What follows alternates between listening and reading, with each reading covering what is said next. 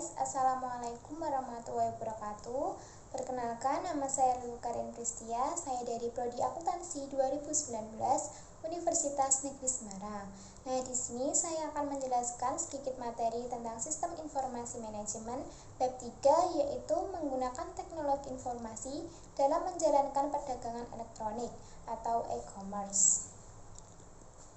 Yang pertama, e-commerce atau dalam bahasa Indonesia, perdagangan secara elektronik adalah aktivitas penyebaran, penjualan, pembelian, pemasaran produk, barang dan jasa dengan memanfaatkan sebuah jaringan internet. Nah, perdagangan elektronik atau e-commerce ini yang pertama menggunakan jaringan komunikasi dan komputer untuk melaksanakan proses bisnis. Yang kedua, pandangan luas e-commerce yaitu bahwa dapat memfasilitasi operasi internal maupun eksternal perusahaan. Selanjutnya, perdagangan elektronik. E-commerce di luar batas perusahaan ada dua, yaitu yang pertama, e-commerce bisnis ke konsumen B2C mengacu pada transaksi-transaksi yang terjadi antara sebuah bisnis dan konsumen akhir produk. Yang kedua, ada e-commerce bisnis ke bisnis B2B mengacu pada transaksi antar bisnis di mana tidak ada pihak yang menjadi konsumen akhir. Selanjutnya ada manfaat-manfaat yang diharapkan dari e-commerce. Yang pertama, ada perbaikan layanan pelanggan sebelum, selama, setelah penjualan. Yang kedua, perbaikan hubungan dengan pemasok dan komunikasi keuangan. Yang ketiga, peningkatan timbal balik ekonomis atas pemegang saham dan investasi pemilik. Nah, ada juga kendala-kendala dari e-commerce.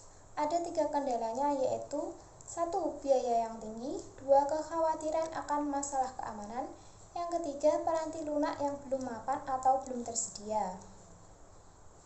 Nah, ada inteligensi bisnis atau business intelligence. Melaksanakan e-commerce bukanlah suatu keputusan yang diambil tanpa meraih pengetahuan terlebih dahulu tentang perusahaan dan hubungannya dengan para pelanggan, pesaing, pemasok, dan pihak-pihak eksternal lainnya. Inteligensi bisnis adalah pengumpulan informasi mengenai unsur-unsur di dalam lingkungan yang berinteraksi dengan perusahaan. Nah, ada basis data eksternal. Perusahaan tidak harus mengumpulkan informasi lingkungannya sendiri. Tersedia sejumlah basis data komersial penting yang memberikan informasi mengenai hampir semua subjek. Selanjutnya ada mesin pencari. Mesin pencari atau search engine adalah suatu program komputer khusus yang menanyakan satu atau sekelompok kata pada pengguna untuk dicari program ini. Kemudian mencari situs-situs web di internet untuk melihat apakah kata-kata tersebut terdapat pada situs web. Contohnya www.yahoo.com, Exit, dan Google. Selanjutnya ada sistem interorganisasional atau IOS. IOS dibentuk melalui hubungan dengan perusahaan lain sehingga mereka dapat bekerja sama sebagai unit terkoordinasi. Memungkinkan mereka mencapai manfaat yang tidak dapat dicapai jika sendiri. IOS merupakan landasan dari e-commerce. Nah, di sini ada manfaat dari IOS. Yang pertama, efisiensi komparatif. 1. Efisiensi internal, 2. Efisiensi interorganisasional. Ada juga kekuatan penawaran. Yang pertama, fitur-fitur produk yang unik. Yang kedua, menurunkan biaya yang berhubungan dengan penelitian. Nah, ada juga di sini EDI, terdiri atas transmisi data langsung komputer ke komputer dalam suatu format terstruktur yang dapat dibaca oleh mesin EDI adalah implementasi dominan dari suatu IOS lebih dari 2/3 e-commerce. Dilaksanakan dengan menggunakan EDI jika dibandingkan dengan alternatif IOS lainnya.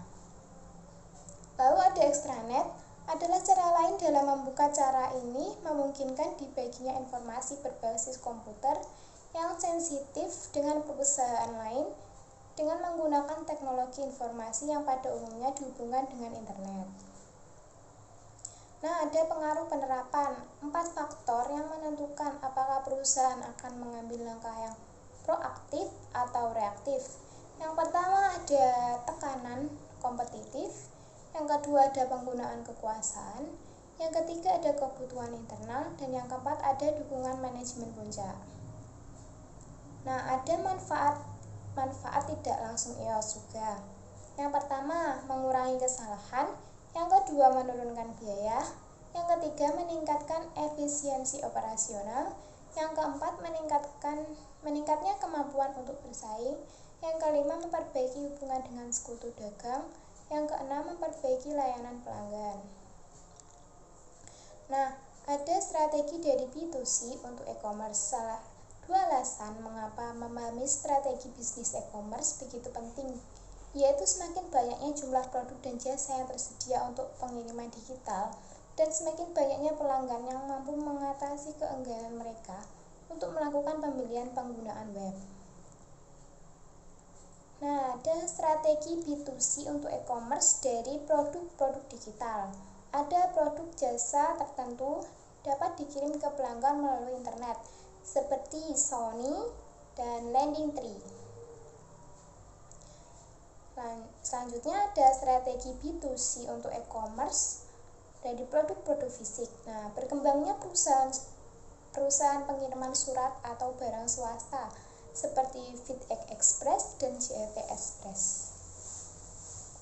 Nah, strategi B2C untuk e-commerce berjualan maya versus campuran. Contohnya seperti Office Depot. Lalu strategi B2C untuk pemerintah elektronik. Pemerintah juga dapat mengambil manfaat dari e-commerce.